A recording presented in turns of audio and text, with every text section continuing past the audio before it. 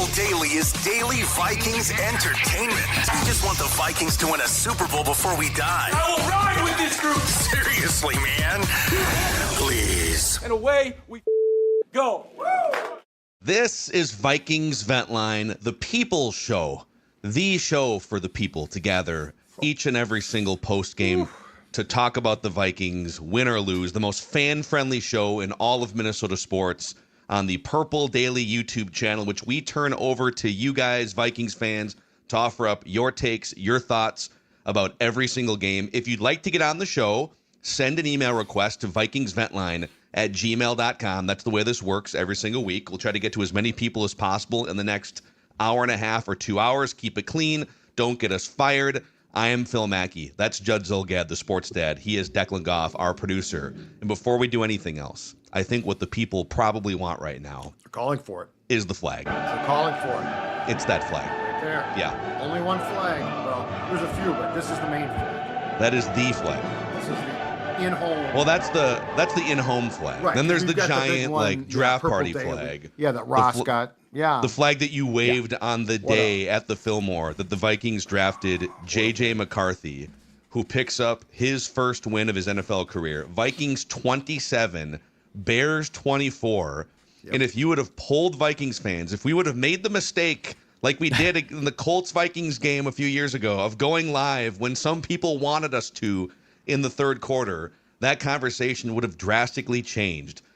So before we get to our main takes, before we hear from a bunch of Vikings fans from vikingsventline@gmail.com, Judd, let's talk about Quick Trip. Let's set the mood here the right way with our friends at Quick Trip. Exactly right. And Quick Trip and the Vikings are teaming up to put you in the ride of your dreams. Picture this. You behind the wheel of a brand new 2025 Ford Bronco Big Bend or tearing up the trails on a brand new 2025 Polaris Sportsman ATV. How do you win? Just stop by your local Quick Trip, and for every dollar you spend using Quick Rewards, you'll earn a point to spend in the Vikings Fan Zone. Purchase qualifying products and earn bonus Fan Zone points. Tap the Quick Rewards app, enter the Vikings Fan Zone, and start winning now. Details available at quicktrip.com/fanzone. Drive, ride, win like a Viking, because the Vikings do win, as we saw tonight, only at Quick Trip. Yeah. All right, Joe, we'll start with you. What was your main takeaway off of this Vikings victory Monday Night Football over the Chicago Bears? Well, I think my main takeaway is this. I was more impressed by JJ McCarthy struggling in the first half and into the third quarter and then doing what he did after that than I would have been if he had come out and slayed the entire game. And I know that might sound silly. You're saying, well, but if he had slayed the entire game, no, this is a sport, a position filled with failure. And the ability at 22 in your first start to look at as bad as he did at times in the first half, he and O'Connell didn't seem to be on the same page. There was the O'Connell problem. This goes back to Cousins and Darnold at times. I think he's the reason why the Vikings tend to have delay of game problems, because he's trying to get plays in. But you know what? Young JJ McCarthy overcame all of that and was, in the fourth quarter, absolutely fantastic. And there was every reason for him to shrink, every reason for him to go away. And he didn't. And as Troy Aikman said, and I think he's exactly right, no matter how much guys raved about JJ in training camp, the way that he will now be looked at in that locker room leading up to Atlanta this week has changed. So my biggest takeaway, I'm actually more impressed by what I saw because he didn't play well at the outset than I would have been if he had had 4 quarters of really no issues. And that is, I'm beyond impressed, because there's been a lot of guys who have done this for a long time who haven't been able to do what JJ did tonight. The run game was great too. A lot to talk about, but JJ McCarthy is my main takeaway. Yeah, there are some cases, and I feel like I've kind of made a living off of making these cases in my 15 or 20 years in media covering baseball and football and basketball, where the statistics and the analytics tell a better story. Like the box score sometimes, if you dig deep enough, tells a different story than maybe the eye test, or a more accurate story than maybe what you think you saw. I think tonight was the opposite with McCarthy. And if you just kind of dropped in, and if you watched the first 3 quarters, and you saw he finished 13 of 20 for $143, a couple touchdowns in there, took some sacks. But watching the energy of that football team change because of the way that the young quarterback responded to adversity. And I love that you brought up the Aikman point too. That dude, I just got done watching last week, the 8-part Dallas Cowboy, the ode to the early 90s Dallas Cowboys, basically, and Jerry Jones. And a big part of the first 2 episodes was Troy Aikman getting drafted and then getting pummeled for the first couple of years of his career on a bad team that was actively looking to tank and build up their draft equity. The Vikings have a much more loaded roster than Troy Aikman's early teams. But he made that point about even sometimes when you're a veteran, but especially when you're a young quarterback and you're throwing a pick, you're making a dumb play, but you're still a leader and you were a leader in college and you want to be that guy who responds and fires his teammates up and they're looking back at you like, I don't know. Can this guy play?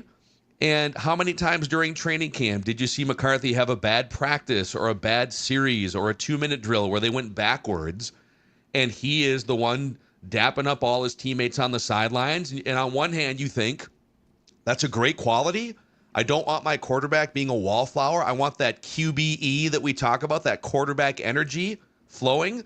But at some point, you have to play well on the field to back that up, or it rings hollow and you become sort of a fraud, right? Like Tim Tebow.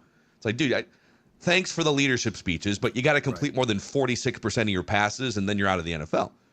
And so for him to deliver like that with the first touchdown to Jefferson, and then when he hits Aaron Jones, and then he runs in the touchdown, and the energy kept building throughout that fourth quarter.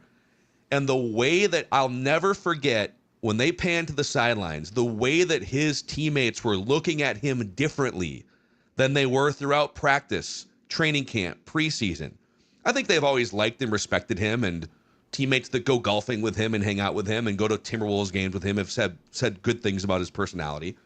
But when he rises up from one of the worst pick sixes you're going to see in the NFL this season to do that, you sit up a little straighter on the bench with respect, even if you're a 30-year-old veteran. That was very noticeable. Dex, what was your main takeaway from this game? I have so many hot take avenues written down for tomorrow. and avenues that like I have crossed off because they didn't lose this game. But when I workshop these hot takes, as I've kind of told you guys before, I actually like start workshopping at least like the theme of them early in the game. I'll just write down a sentence and then I might build on it either throughout the game or mostly like after we're done with Vent Line.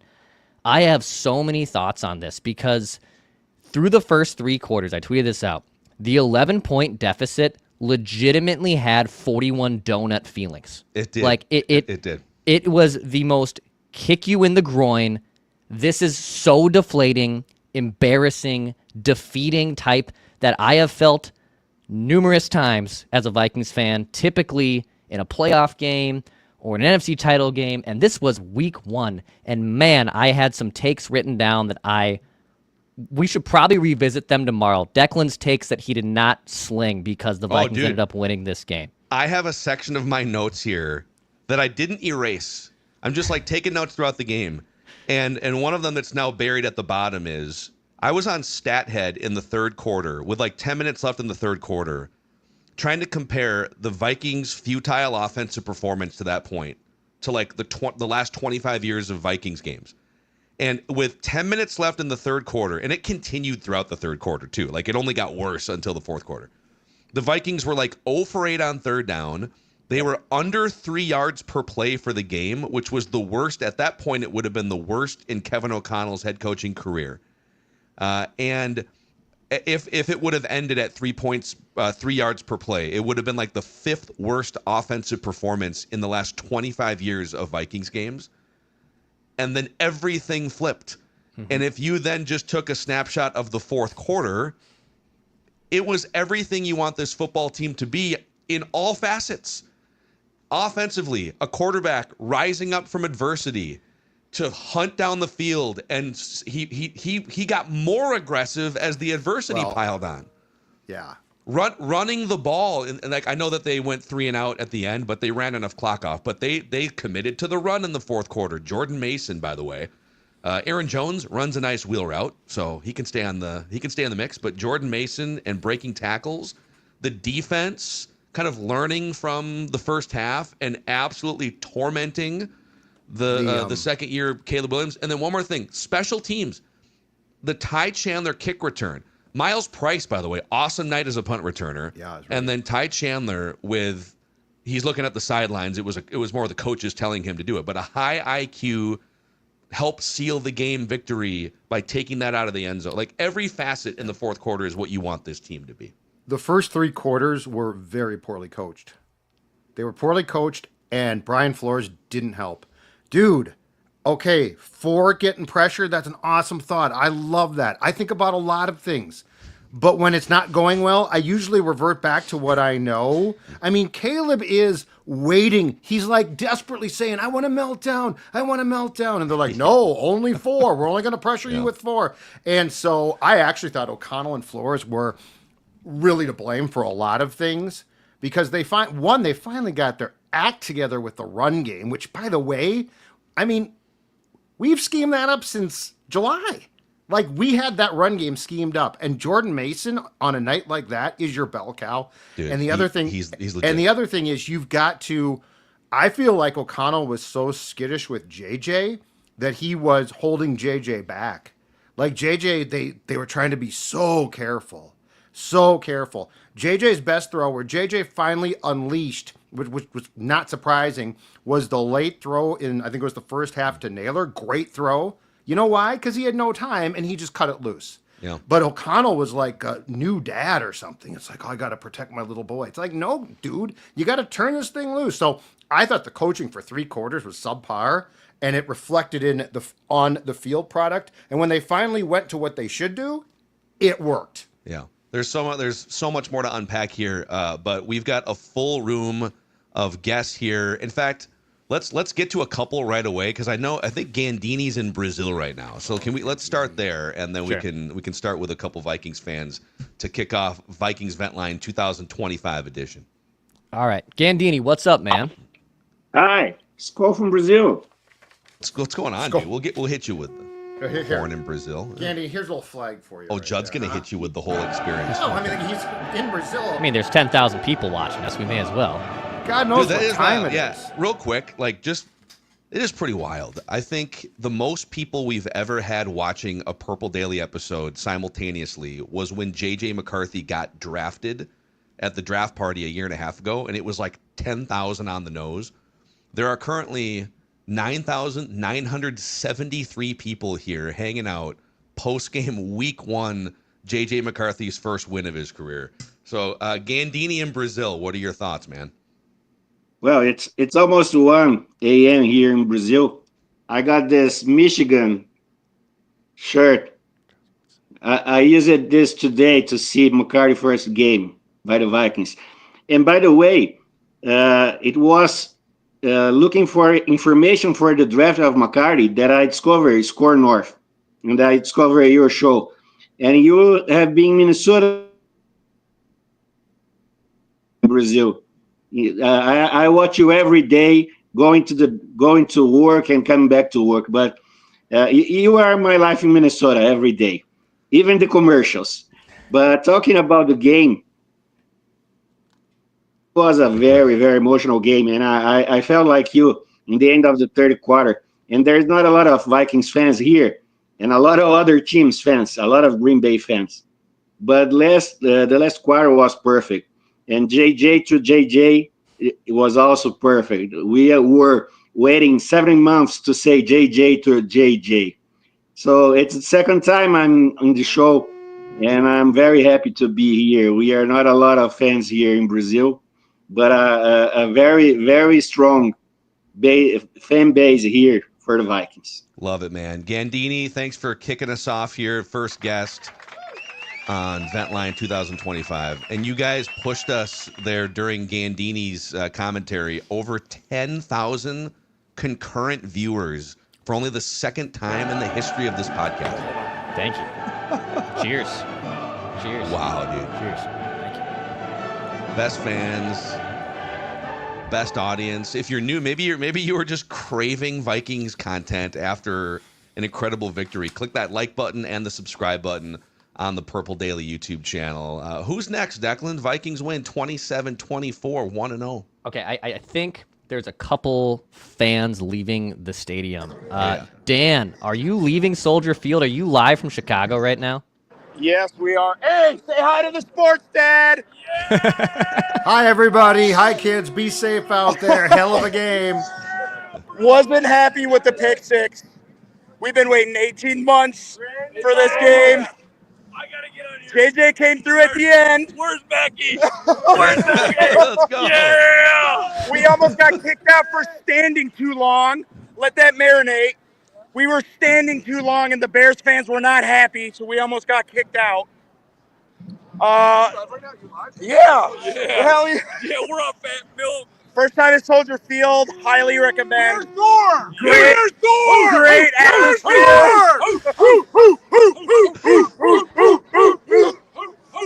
If anyone's on the fence, definitely come next time. Declan, we work at the Minnesota Twin Target Field, bro. Sell the team. Sell It's the really team. loud. Love you guys. Thanks, We'll be Dan. watching. Dan, thank you, man. Oh, my Loud God. noises. Loud noises. By the way, the where's Thor question, man. I did shoot him a little text message after JJ ran that one in.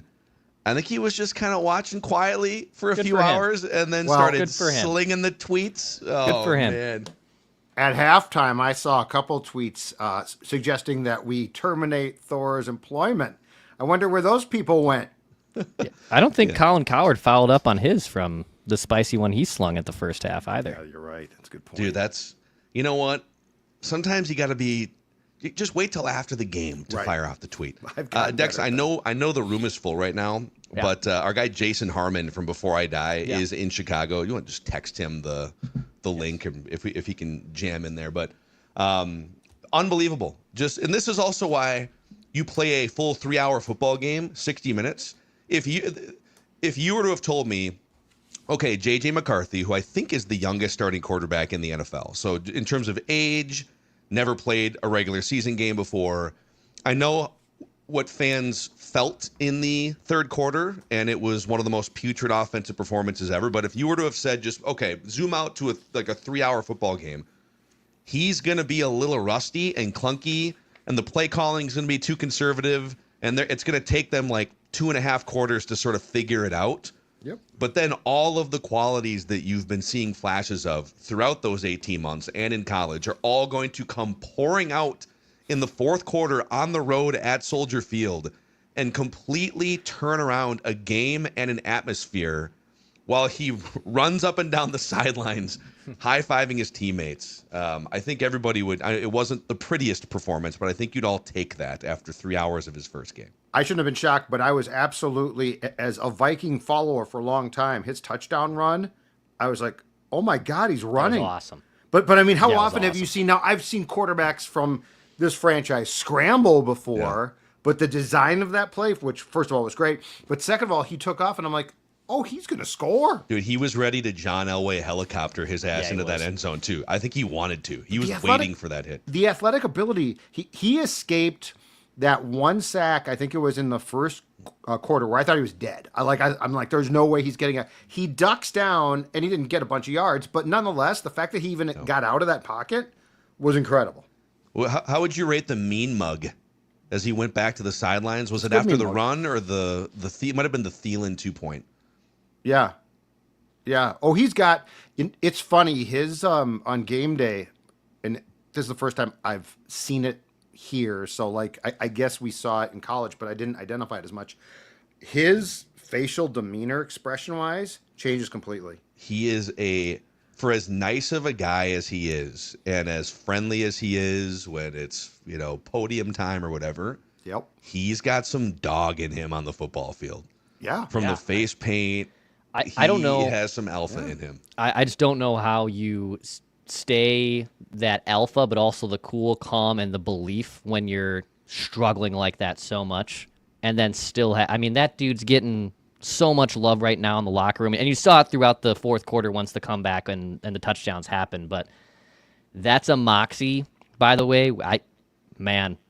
It was one start, but like that's a moxie we have not seen from a Vikings quarterback in a very, very long time. Not since Kirk O'Chain's. No. Stop it. 2022. That's right. Who's next on Vikings Vent Line? All right, Jason, what's up, buddy? Jason From Harmon Before I from Die. Before I Die. Business trip to Chicago I today. know. Yeah, I'm get currently home. on the steps of what I believe is the Field Museum, and behind me, beautiful Scolger Field. A lot of very angry Bears fans that were just angry as in mean earlier in the game. But man, that was awful in the first half. I was in shock. Everything that we had talked about this team doing this offseason, they came out and did the opposite. Defense was getting ran over. The running game wasn't there. It was insane. And I don't know what flipped. You know, you kind of make the joke about Kirk and those comebacks in the fourth quarter in 2022, but this was just everything we've been told about JJ having that sicko mentality, like tenfold. My wife, because I obviously was at the game, had to send me the picture of him mean mugging, and I was like, there's no way that looks as cool as I think it does just from that text. And then I saw the clip, but a lot of happy fans. Nobody in that building happier than one Jim McCarthy, who was, I ran into him after, was absolutely lit up with joy. I'm sure he's incredibly proud and happy. Could not be happier for him. What a day. Good amount of Vikings fans, but that was certainly something. I can't even describe the emotions being at that game, but it felt like it was over. It really did.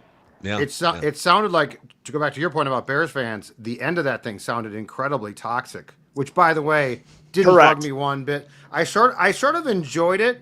I told Phil this too. You know, I did not think that was a very well coached or coordinated game for about 2+ quarters.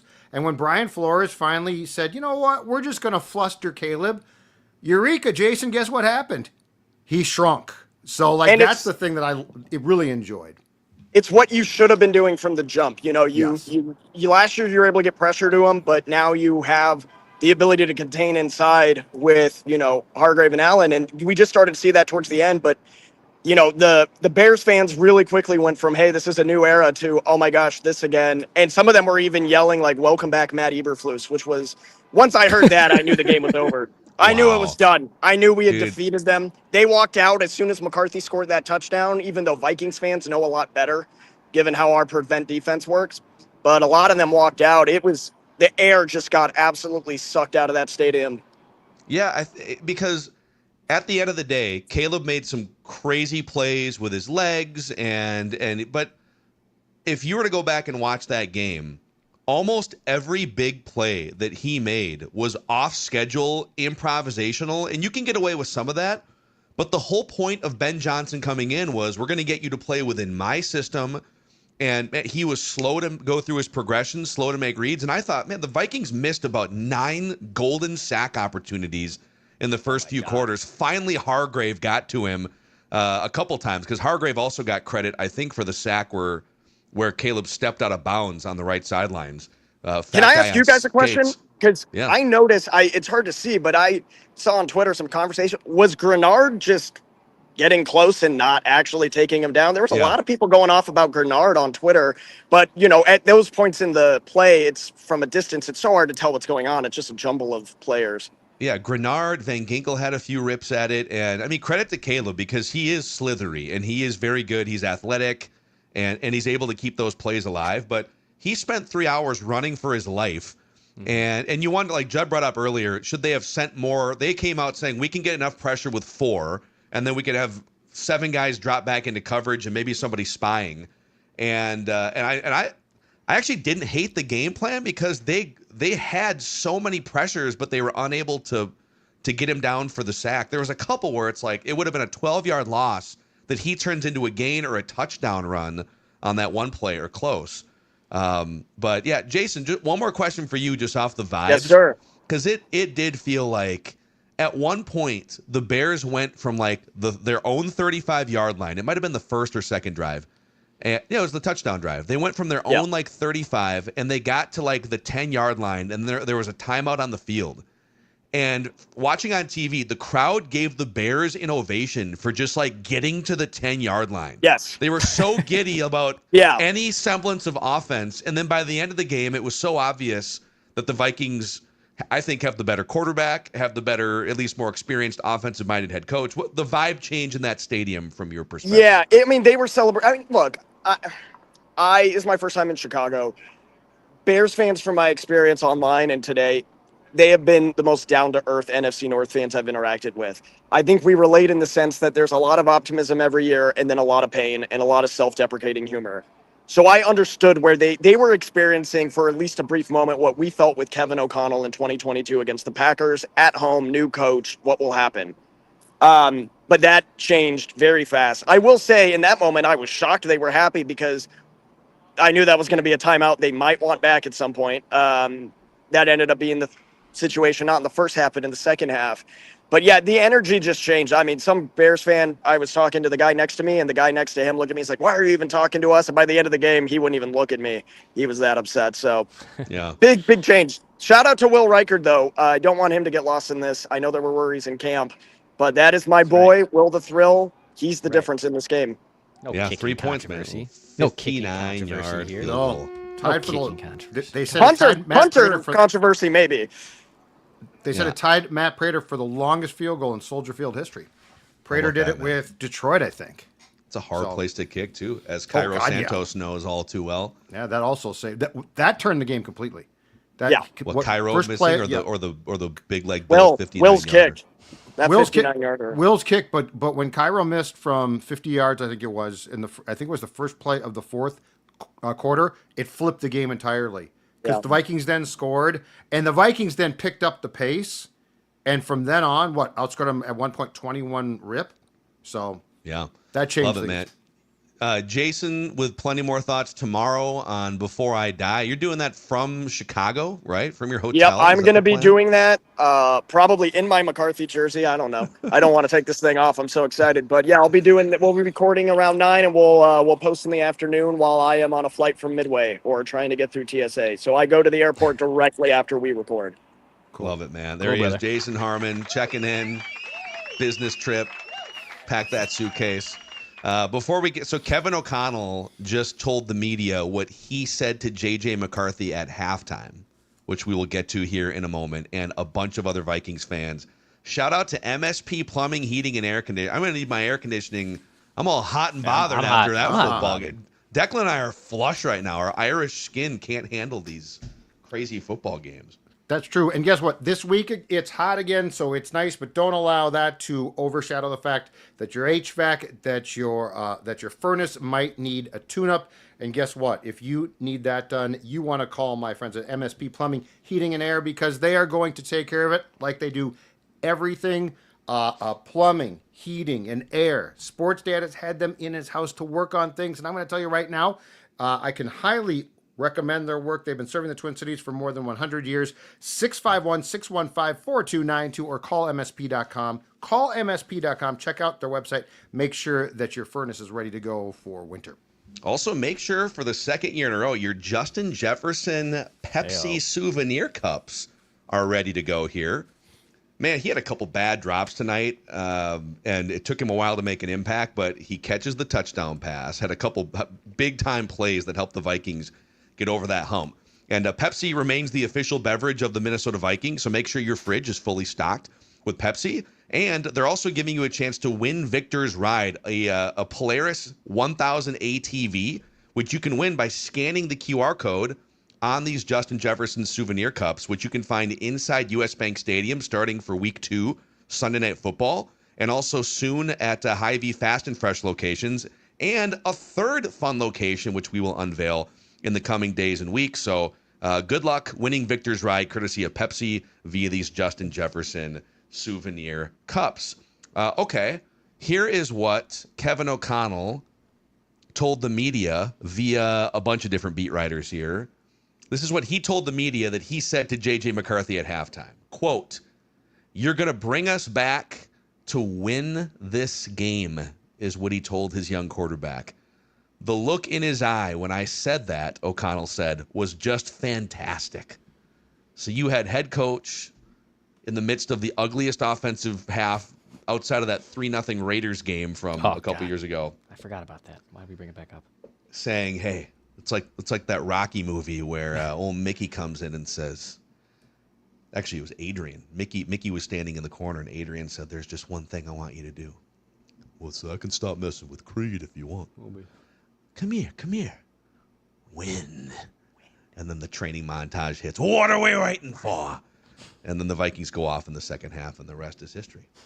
So who's next on Vikings Vent Line here? Still over 10,000 people hanging out with us. Click that like button and the subscribe button on the Purple Daily YouTube channel.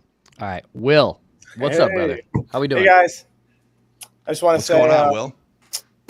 Been a long time listener. My dad actually put me on you guys, so shout out Brian for that. Judd, I'm on here, so I need a flag wave.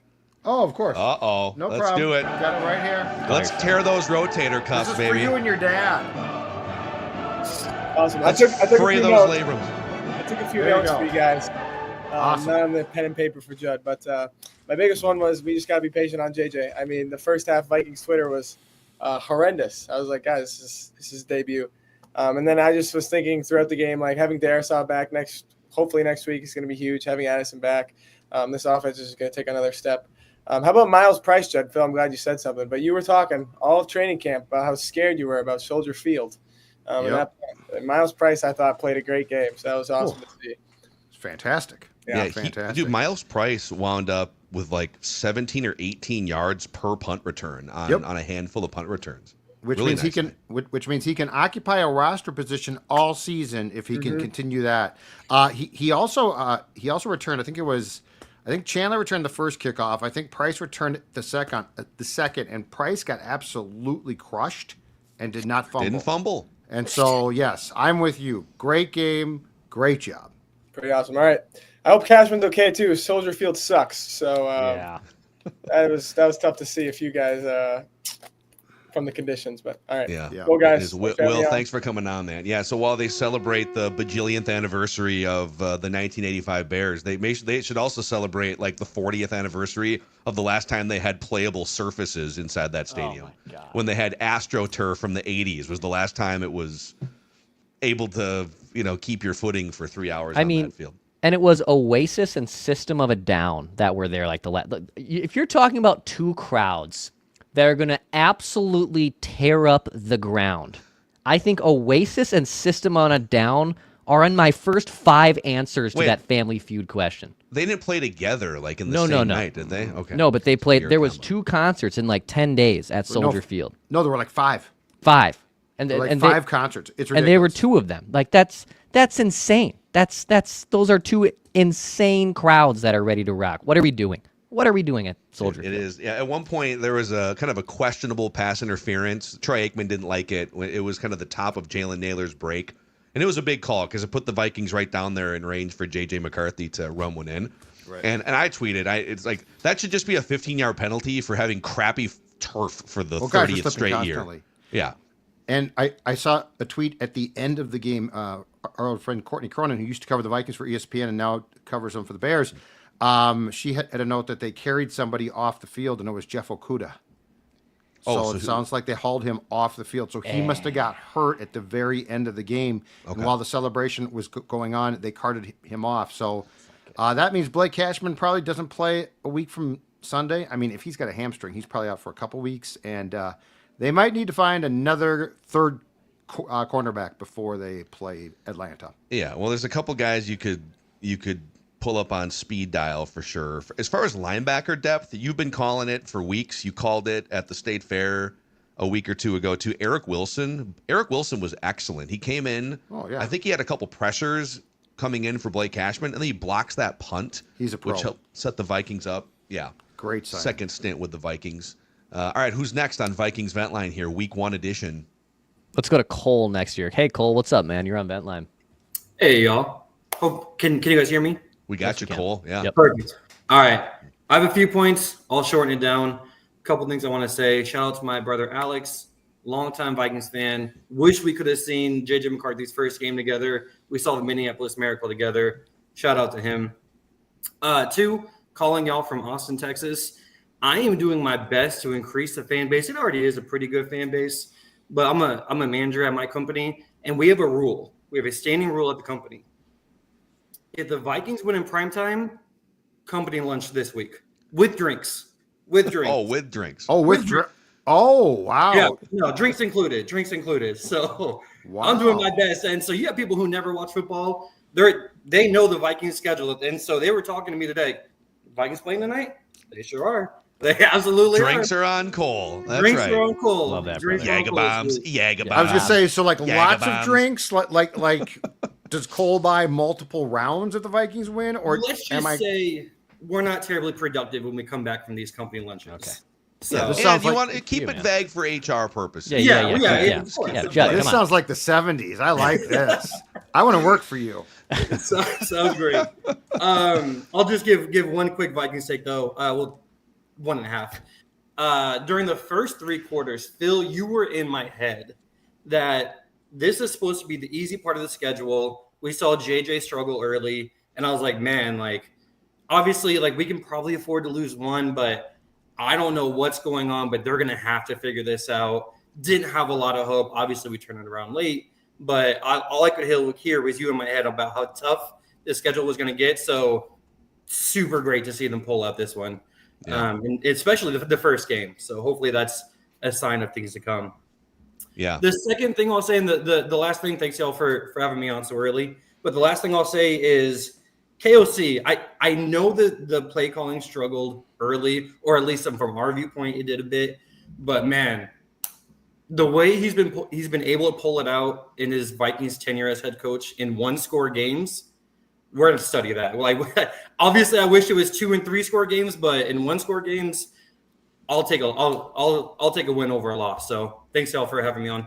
Yeah, well, Cole, stuff, thanks Cole. for coming on, man. Yeah, so according to the analytics nerds of the world, just another lucky win for the Vikings tonight. That 1-score luck that they were up by 10 points after throttling the Bears early in the fourth quarter, and then they backdoored it into 1-score. But we'll just leave that context out when we put articles on ESPN.com moving forward. How can you watch week 1 and say there should be more blowouts?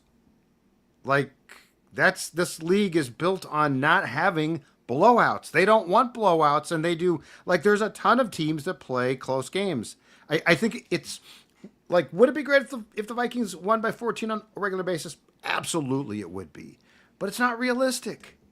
It's not realistic. You're not going to go through a 17-game schedule with a bunch of blowouts.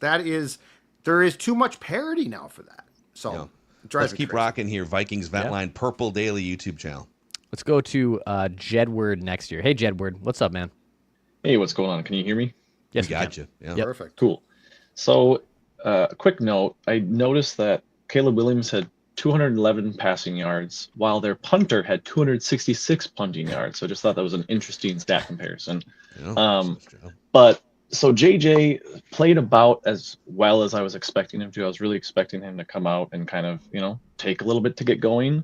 And it seemed like he was the only steady thing throughout the whole game, kind of just on a slow upward trajectory. And then the team finally kind of rallied around him, because it just felt like here and there, everyone was letting him down in big moments. And then it all just came together, and he was still there, just chugging along up that hill. And he brought us there. The only thing I was hoping for is just to see just get a first down and end the game. Like, we haven't seen that. It's always like you got to be clenching your teeth and gripping the arm of the chair until the very last second. And then it's like, okay, but still could not be happier with how tonight went, basically. They did run the clock at the end perfectly, though. Like the way that we've bitched and moaned about that, rightfully so at times.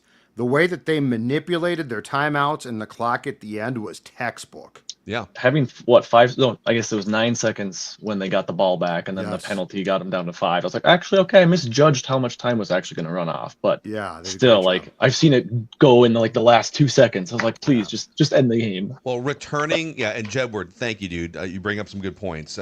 Having Ty Chandler run that ball out of the end zone essentially saved them like 40 seconds or whatever, because they would have had to run a play with 2:02 left. Correct. That takes you to probably 1:58 and then the 2-minute warning. And then you run another play that takes you 5 seconds. Bears call timeout with $1:53 left. And now it's 3rd down and 6 or whatever, 3rd down and 10.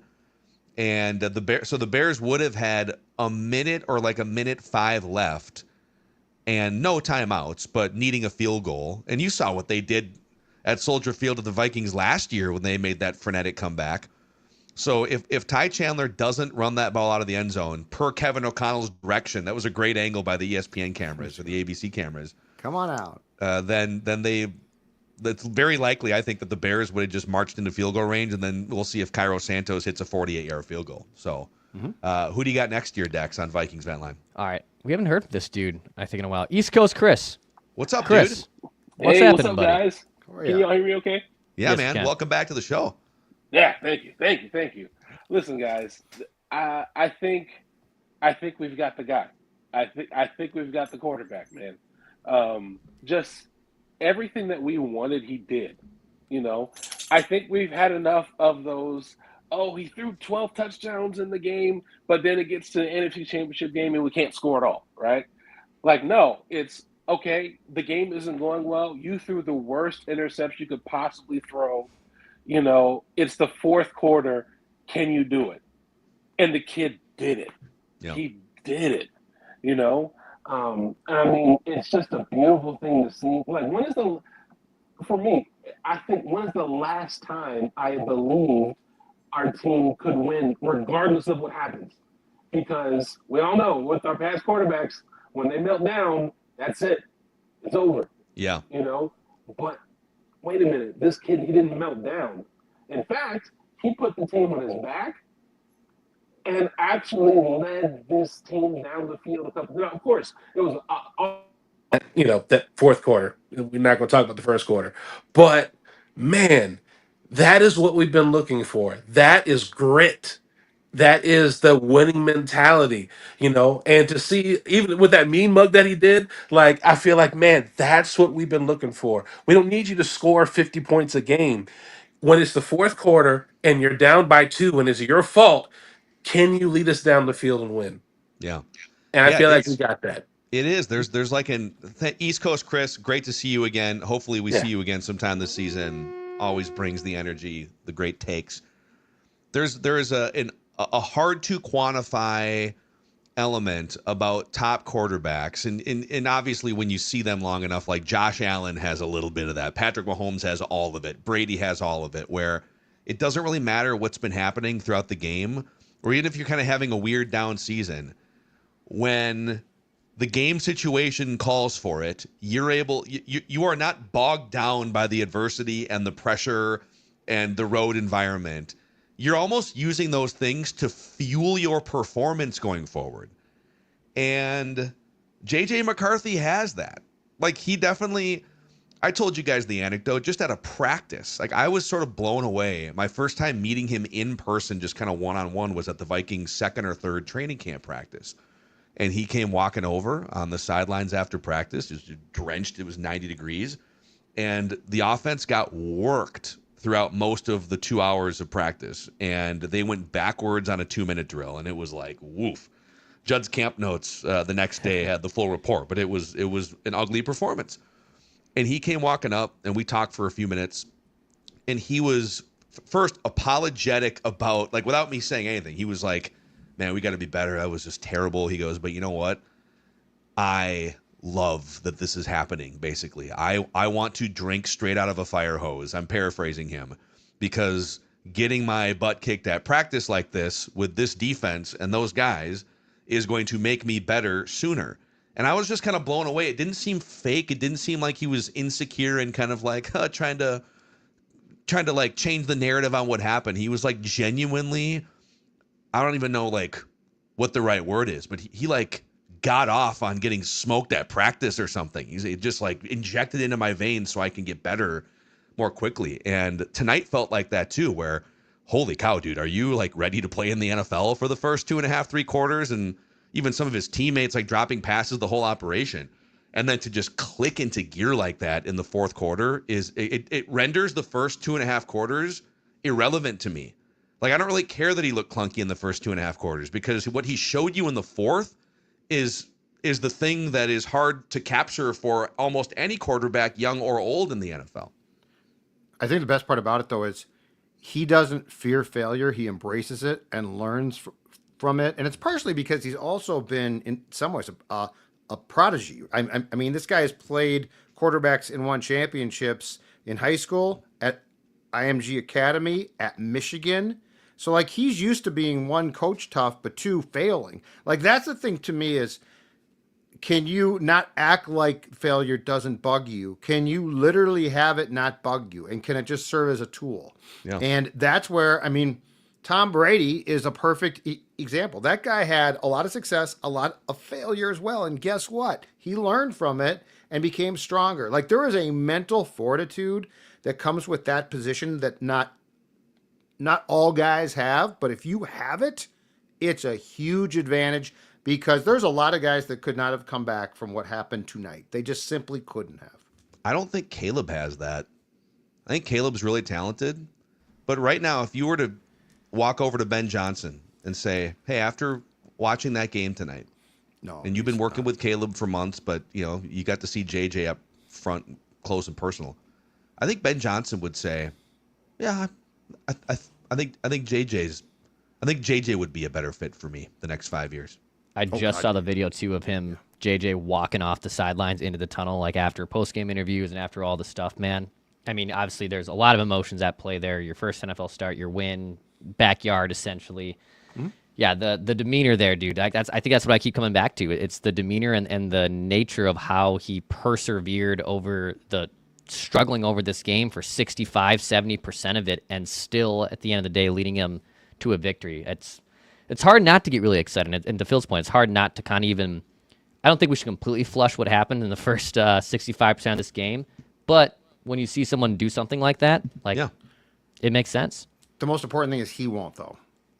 Like we can decide to harp on that, but the most important thing is he won't. He will use that. I guarantee you, tomorrow he will be far more focused on what went wrong and fixing it than what went right. And that is like there's a lot of potential intangible things here, boys, that quite frankly we're just not familiar with. Like we don't have reference points from the quarterbacks that we've followed for the most part, but like this guy's going to take those first 2 quarters, or heck, the first 3, and I guarantee you go to school on those things. And like there is a big difference here, so just brace yourself because I think we're at a different quarterback world here a little bit. Okay, Kevin Seifert just put out a great nugget about contextualizing JJ McCarthy and what happened tonight. It's a rare thing that happened tonight for a quarterback to come back from a double-digit deficit in his debut, and we'll tell you what that nugget is here in just a moment. I wonder how many people were initially frustrated on Underdog, and then at the end of the night, things worked out well for them. Declan? Exactly right. So on Underdog, you can get in on the pick'ems. You can ride highers. You can ride lowers. There's promo bonuses that will pop in there. Sometimes like right before a game, like for example on Sunday Night Football that happened. Sometimes there's even gimmies that pop in, which you even see on your screen. Sometimes there's gimmies that also they give you basically a free entry on that pick'em plus fantasy drafts, and you can mix and cross your sports. So you want to do something in the NFL and you want to eventually make it in the PGA or NBA or NHL, you can do all that on Underdog. Promo code SCORE, SKOR, still gets you a deposit match. And I love seeing those wins. I got a couple of them on Twitter earlier today. So show me those wins. Tweet at me Dex's tweets. I'd love to see our Score North audience win some big money. Go download the Underdog app, promo code SCORE, SKOR. Black Stack is a great place for a beverage of any occasion, but I think a celebratory sip at Black Stack may be in order for Vikings fans this week. You can find Black Stack beer all across the state of Minnesota. New releases every week. This week's draft pick, if you will, their new beer of the week is the One Trick Ponies. One hell of a lager. I don't think JJ is going to be a one-trick pony after what we saw tonight in the fourth quarter. Also, Black Stack's flagship beers are all over US Bank Stadium during Vikings games. You can find them on Sunday night. They got one of the largest tap rooms in the state of Minnesota. You can watch your favorite games on their 190-inch big screen. We had a Purple Daily Unplugged event there last year. Awesome spot. And shout out to Minnesota Lottery jumping on board Vikings Vent Line for 2025, Judd. Yep, and guess what? With their new Vikings scratch game, this could be your year or your season, or as it was for the Vikings today, your day, because each time you play, you have a chance to win $100,000 plus great second chance prizes like cash and Vikings season tickets. It is a reason to celebrate like you scored a touchdown. So just say I'm in and play the Vikings scratch game from the lottery must be 18 or older to play. So this is from Kevin Seifert. In the past 45 years, 2 quarterbacks have overcome a double-digit deficit in the fourth quarter of their NFL debut and won the game. JJ McCarthy and Hall of Famer and Super Bowl champion Steve Young. Wow. Really? And you know what? So, yeah, go ahead. did Steve Young do that with the Bucks? Probably, right? He must have then, because he was with the Bucks right, and a starter. Yeah. Wow. So Steve Young, it's incredible, was the first overall pick in the supplemental draft in 1984 by a really bad Buccaneers team. Yep. And didn't he play? Because he LA didn't play in the Express. NFL. Because he didn't play in the NFL till '85. Correct. He went to the LA Express, got a huge contract there, and I think played a year there. Left-handed, one of the great left-handed quarterbacks of all time. Wow. Maybe the best left-handed quarterback of all time. But you could do worse on a comp for JJ McCarthy than Steve Young. Like super athletic, sneaky athletic, just like really tough, willing to stand in, take a hit, uses the athletic ability to make throws down the field. And Steve Young's career didn't really begin until he was 31 years old and took the starting job from Joe Montana, who went on to Kansas City, and then he won a Super Bowl. So it would have been interesting to see Steve Young as a starter for like 5 or 6 more years. But the only 2 quarterbacks to come back from double-digit deficits in the fourth quarter of their debut, last 45 years, Steve Young and JJ McCarthy. It's fantastic. Yeah. Let's go back to the vent lines here. Still over 9,000 people hanging out with us live on the Purple Daily YouTube channel. Don't forget to click that like button and the subscribe button if you like the fact that the Vikings just beat the Bears in dramatic fashion. Who's next, Declan? Yeah, let's go to Bill. Bill, what's up, buddy? What's up, in Bill? the man cave there. What's up, gentlemen? How you doing? Great. What's going on, dude? Just a couple things. One, we're not going to see many quarterbacks like Caleb this year that can get out of pressure like that. And I actually think they have a top 10 offensive line, Chicago.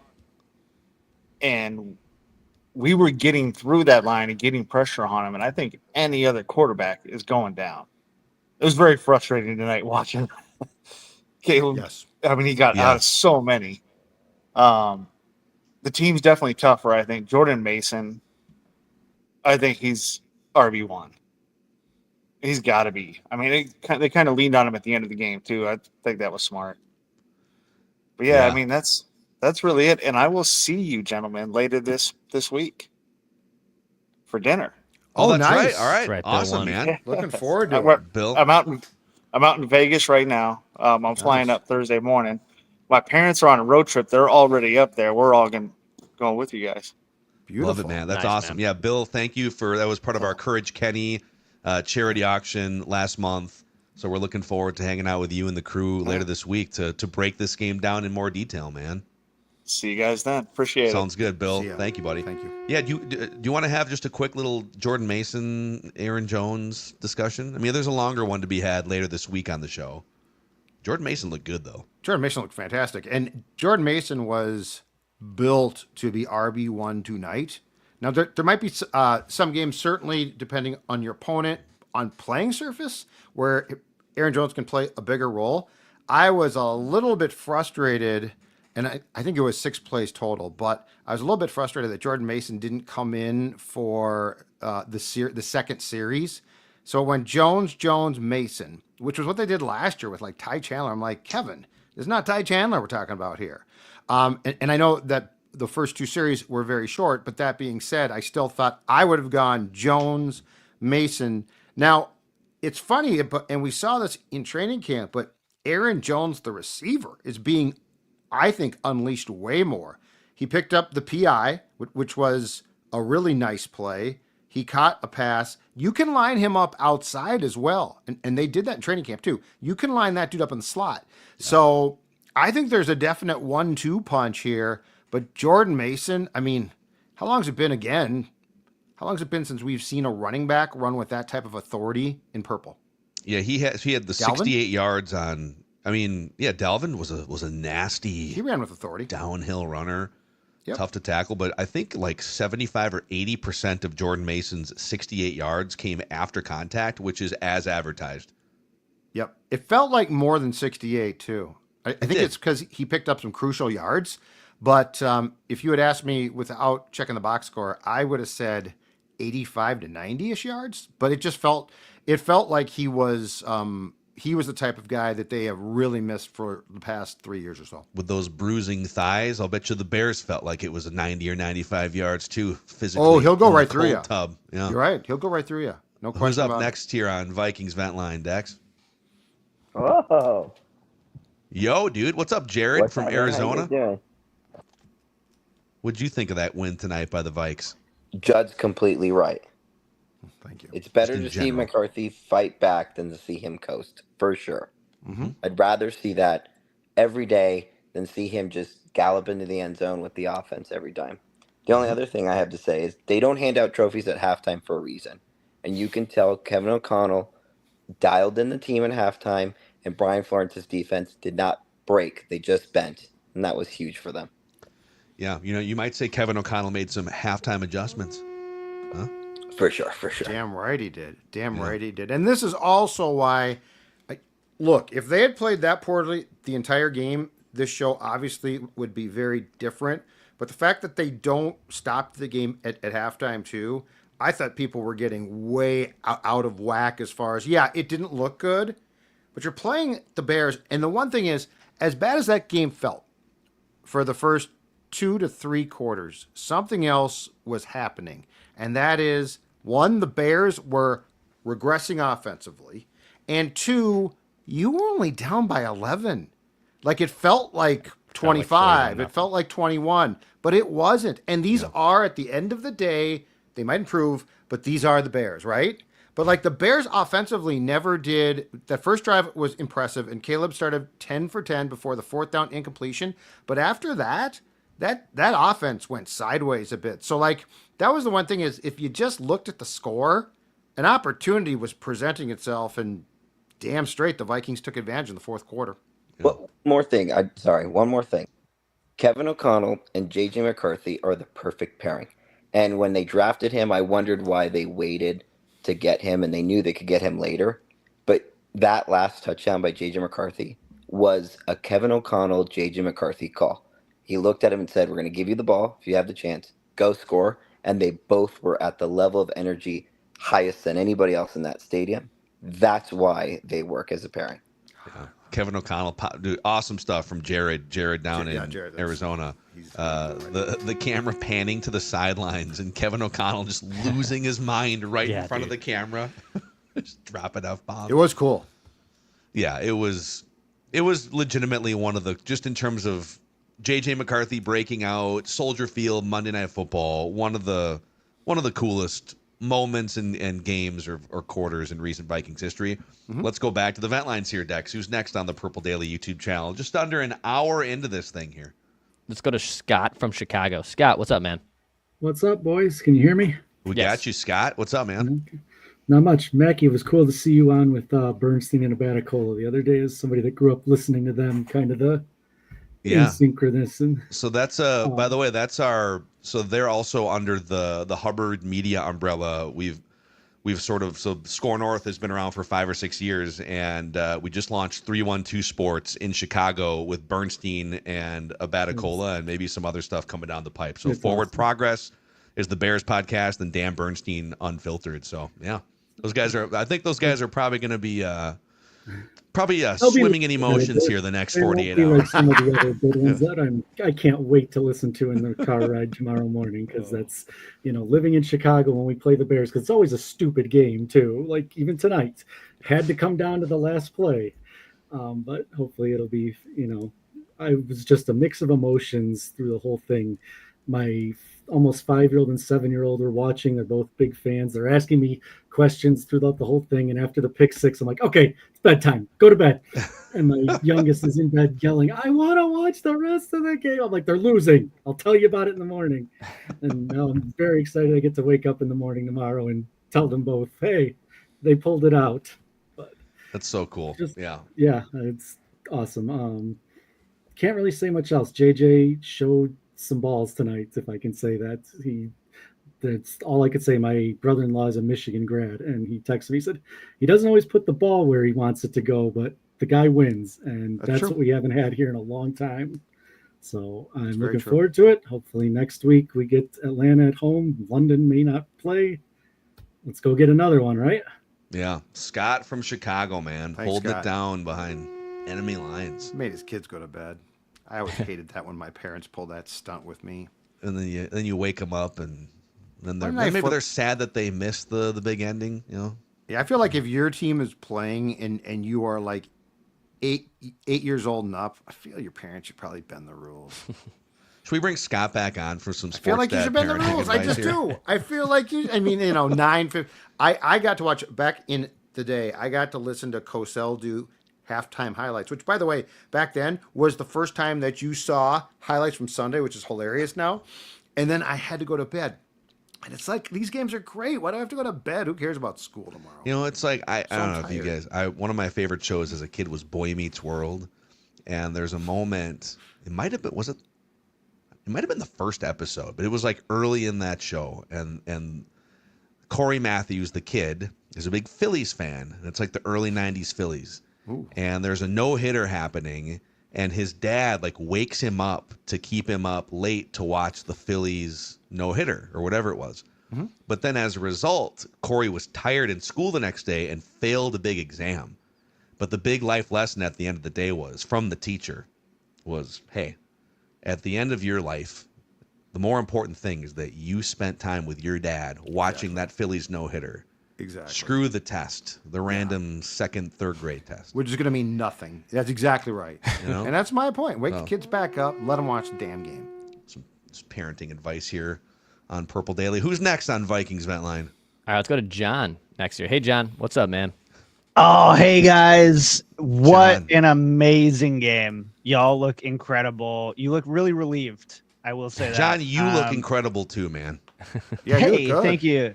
Yeah. Thanks. I appreciate it. I try to do my Judd skincare routine every day. No question about it.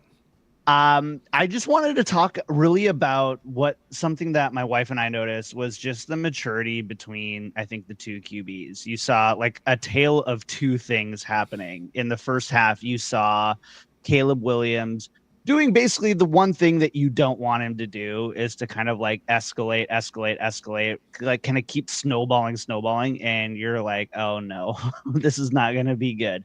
And you see you see JJ McCarthy, who, is struggling. I think he was like 1-2 at like some point in the second quarter, which was, I think, really scary for all of us. And we're kind of like, is he it? Does he have it in him? Is Kevin O'Connell, like, can he bring something greater out of JJ McCarthy? And obviously we saw that in the second half as, JJ threw a pick six. I mean, in your rookie debut on Monday Night Football, you throw a pick six. And like, what do you do after that? And for some reason, in between, like really, I think kind of sexy slow-mo shots of Kevin O'Connell, we saw, just kind of this like no fight, no quit aspect of like what I think Kevin O'Connell has been trying to build in Minnesota, and kind of the flip side of what you kind of have heard as like kind of like the darkest demons of Caleb Williams with it, which is just kind of like this, kind of crowned prince who, listen, he made our front seven look like fools at times tonight, but there's something for, okay, a couple of drives in a row, you don't quite you don't move the football, and how do you react to that? And you saw Caleb Williams regress, and you saw JJ McCarthy progress, and I thought that was incredible. Yeah. Caleb, good points, John. Nice. Caleb doesn't process failure great. McCarthy does. What makes you think that Caleb doesn't process failure? Was it crying in the arms of his parents at USC well, after here's a the loss? thing, though. He gets off to a good start, right? 10 for 10, and you can tell he's riding high. He's riding high. Fourth down play, pass falls incomplete, and what happens? There's immediate descent. JJ throws a pick six. They pan to him on the sideline, or there wasn't a real change. Like, he didn't really change. Like, there was no, like, because you can tell when a guy's upset, like, upset as in frazzled, right? He didn't look frazzled. Yeah, at the risk of like digging up old Vikings quarterback bones here, we have in the past had complaints about front-running good quarterbacks who, once they get popped in the mouth, literally or figuratively in a football game, then like the rest of the game changes for them in a bad way. And sometimes maybe they can kind of rally, but they get staggered. And then, I mean, the 49ers playoff game was the famous example back in 2019, where it's now you're seeing ghosts and you're turtling. Lined up. It's lining up behind a guard. It was a right guard. It's hard to find the quarterbacks that hulk up after they get punched in the mouth. Yep. And do the 80s Hulk Hogan thing, and they wave their finger in their opponent's face, and then they block the punch and they start fighting back. And that seems to be JJ McCarthy in college and in the NFL. Maybe he's not going to be the guy that puts up the most gaudy numbers, especially in the first 3 to 5 years of his career. But if he can elevate his performance in the highest leverage moments, now the third downs were a problem tonight for JJ and for the team, but like the third and must pass, the trailing by 10 in the second half, the high leverage possession where it's third down, you got to use your legs to pick up a first down to win the game type stuff. If you can elevate in those moments, I don't give a rip if you throw for 3,500 yards instead of 4,500 yards. Amen. Yeah, and he doesn't, and the thing too is he doesn't need to bring the team back by himself. What he needs to do, and what he did, was he needs to be the guy that helps them keep the faith and plays an important role. But like, and that's the thing, the fourth quarter, the run game, I mean, I was almost in tears. That's a real run game. Like, that's a clock eating real run game.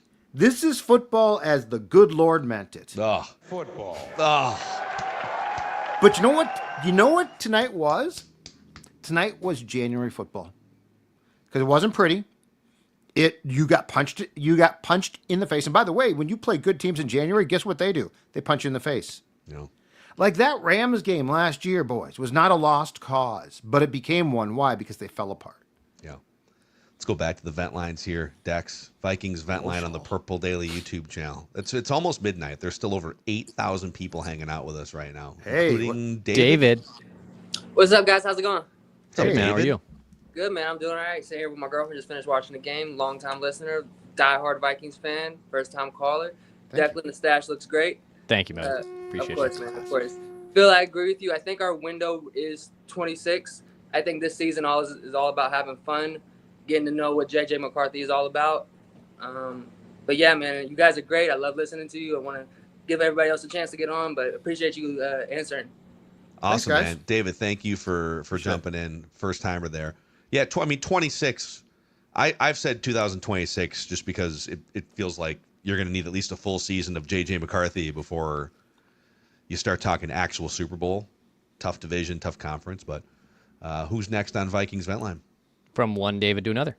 David from Indiana. Hey guys, how you doing? What's up, man? David? There's a lot of things to talk about, obviously, but I think some of the big standouts. I mean, Miles Price, absolutely baller back there. Eric Wilson stepped up huge when he needed to. Defense had 6 TFLs. I mean, just incredible. Van Ginkel nearly had a Van Ginkel as well. Dude, that was Yeah, he did. Replay, he was close. If Caleb Williams wasn't so inaccurate, that would have been a pick six going back the other way. Not wrong. He threw it too low. I also say, I don't think I've heard anybody talk about it. I just feel like the first half play calling was kind of weird. Yeah. Wasn't like a Kevin O'Connell type game until the big play to Speedy over the middle, and then the kick by Reichert, and then the pick six. I think a lot of it has to do with just the timing of getting to the line, getting the play call out, and he just had to rush. Made that terrible throw, but then bounced back like we were hoping that he would. So. David, thank you, man. It felt like for 2+ quarters that I would say play caller and quarterback felt like they weren't on the same page, and then that flipped. Like, it literally felt, because he's right. In the pick six, that play clock was down to 1. They almost didn't get that playoff, which in retrospect would have been better if they hadn't. But it almost felt like O'Connell was jittery about what he should do, and I think it made JJ nervous to a certain degree. But yeah, the pass to Naylor that set up the field goal was huge, and then it felt like it really started to click in the fourth quarter again, not just with JJ, but like with how they ran the entire offense and the run game as well. Yeah. Yeah, the Naylor pass at the end of the half was like, okay, finally just a chunk of yards to a wide receiver here. Yep. And to go into halftime, you hit the 59-yarder.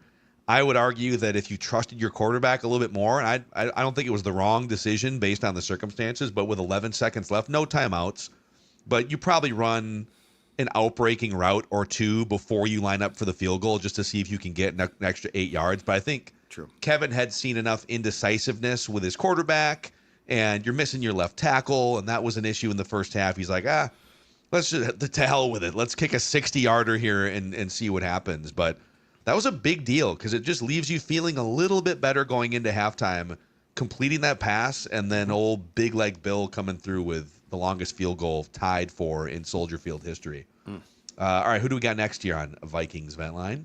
Let's go to Joe. Joe, what's up, man? You're on Vent Line. What's going on, guys? I love the show. I tune in all the time. Thank you. I'm in enemy territory here. Judd has the flag, but I got the finger that I got at a training camp. Oh, I like Let's it. wave it. Very nice. Wave it, guys. Very nice finger. And then for my birthday last year, my friend with a 3D printer made me a Thor's Viking hammer. Oh my gosh. So Oh my crazy. God, that's right. Guys, how is this only week 1? This is crazy. Buckle up, This dude. is literally crazy. And hey, parent corner PSA, these nights don't happen enough. You have to keep your kids up. Come on, people. Come on. Really, really, really quick. JJ, if you replay the game and they showed a clip with the players walking in at halftime, JJ's high-fiving or low-fiving every player as they walk in. Guys, we are exercising demons here. Yeah. This is big change. Eric Wilson was huge. And then he came in and filled in for Cashman, and I felt like that changed the defense. And Josh McCown was talking to JJ on the sidelines. Caleb just sat by himself the whole time. Yeah. Like, why don't they have any coaches talking to him? Like, Well, that was well. the other thing that I saw too. Like, According nobody's to talking. according to reports from the last coaching staff, anyways, coaches have tried to talk to him, and he's kind of a weirdo, and he blows off coaches. And Caleb has a touchy personality, based on a lot of accounts from USC and Chicago, and JJ has like a bring people together leadership personality. Yes. Yeah. And like, no, Aaron Rodgers has kind of a touchy, prickly personality, and it's worked out generally okay for him over 20 years. But I think there's reasons why those types of quarterbacks are more front runners. When things are going great, then yeah, awesome. But if things start to snowball against you, they start to get a little bit weird personality wise. JJ tends to connect more, it seems like, in moments of adversity. Guys, he's 22 years old, and he handled this in his home state. I don't know what the people in my neighborhood are going to act when I'm walking out in purple in the morning, dropping off my kids. Walking They'll have out to handle there. it. Just do a big old Oh, yeah. skull right in their They're face. they're gonna be so bitter. Hey Joe, Can't wait. can I make you the Crybaby Craig's call of the week? Can I make you? props, Do man. you Joe do you brought want some? props. Do you want some Crybaby Craig sent to you? If you can ship it out here, Oh, my yeah. kids Yeah. love it. They love any kind of sauce, any kind of thing to add to their chicken or anything. They're all in. All right, so Joe, I love you guys. Joe, email me back the same link that I sent. Okay. Just email me back your name and address, and I will send you a whole All right. boatload of Crybaby Craigs. All right. All right, I want to write this down too. You guys you can have make it the happen. magic. You have the magic touch. This is week 1. Bring on Kirk. Bring on whoever. Bring them. We can Michael make it all Michael happen, man. Penix, Yeah. A-Raj. See ya. Send me an email, Joe. Thank you, man. Yeah, dude, I put this stuff on. Yeah. We had some homemade tacos the other night, and Heck I yeah. just like emptied a half bottle of Crybaby Craig's. That's right. So Joe will win 1 bottle of, get this, Crybaby Craig's, the gourmet traditional hot sauce, the honey hot sauce, the cheesy pow pow powder, a branded sweatshirt, branded coffee mug from our friends at Crybaby Craig's. Purple 102 at checkout for a little bonus code there for you as well. So Crybaby Craig's, as Phil said, you can put it on your tacos, breakfast, lunch, dinner, maybe your Bloody Mary like I do on the weekends. Crybabycraigs.com, or you can find them in a lot of your local grocery stores as well. Shout out to Crybaby Craig's for jumping on with us here on Vent Line. Yeah, stay tuned. Each week we'll give away a prize pack from our friends on Vent Line at Crybaby Craig's. Go find it at your local grocery store. I'm smiling ear to ear at some of the JJ McCarthy quotes that are coming out from the podium here, which we'll touch on. For the Purple Daily fam, are you giving your car or truck the proper attention that it deserves? Like KOC gives his quarterbacks the proper attention that they deserve. Keep your car or truck in game shape. Make sure you stop by Menards anywhere in the Twin Cities area for FVP Auto Parts.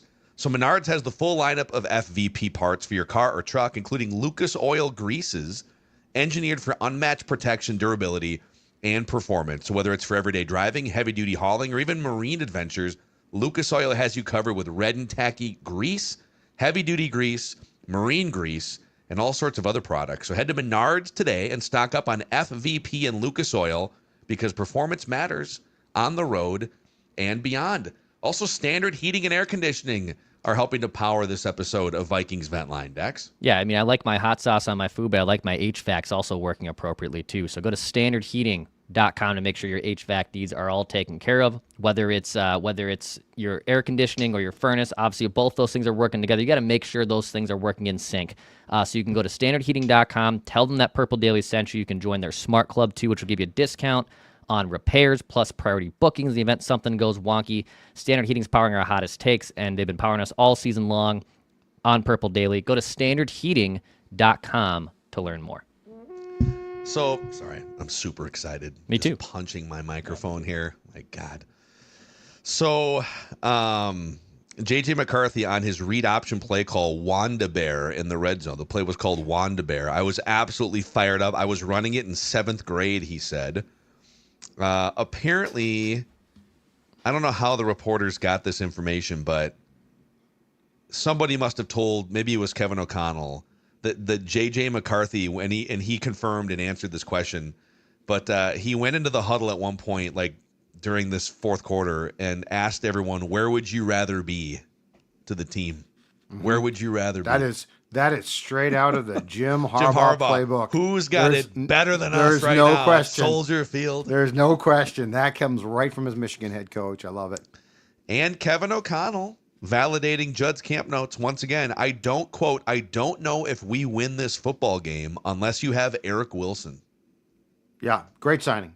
Under the radar, special teams ace, tons of starting experience, including last season with the Packers. Yeah. And Cashman, so the report is that Blake Cashman is going to get an MRI tomorrow for a hamstring. So he'll probably miss time. And I believe that the Vikings' only defeats last season, at least in the regular season, right, came when Blake Cashman was out. So that is huge. Also, I saw an update. The Jeff Okudah thing, it was a concussion. They checked him for a concussion. They decided that he could fly back with the team after the game, but he'll be checked again. So there could be a chance, though, that if he's in concussion protocol, he won't play on Sunday night against the Falcons. McCarthy also said, just one more thing from these podium quotes, about Kevin O'Connell, quote, "That guy is one of the best, if not the best head coach, in my opinion, in the National Football League." It's whiteboard material for Jim Harbaugh for Thursday Night Football. He should have said, "I'm not that impressed. I mean, I was really good, but I'm not that impressed." He's like fringe top 10. Got to work on that running game scheme. He's okay. In fact, I've got a list right here. Hold on a second here. Thought he was a little conservative on the play calls in the first half. I didn't like his first 3 Not quarters. gonna lie. Yeah, first 3 quarters were not very good. Who's next on Vikings Vent Line here, Dex? Yeah, let's go to Aiden in DC. Aiden, what's up? You hear me? Aiden. Yeah, dude, we got you. All right, I do have to shout out two people. So my dad made me a Vikings fan, but like 50 years ago, his neighbor made him a Vikings fan in New York. So we're not even from Minnesota. But two things. The quote from JJ about going into the huddle. First thing I thought of when I saw that was Draft Day, the movie with Joe Montana.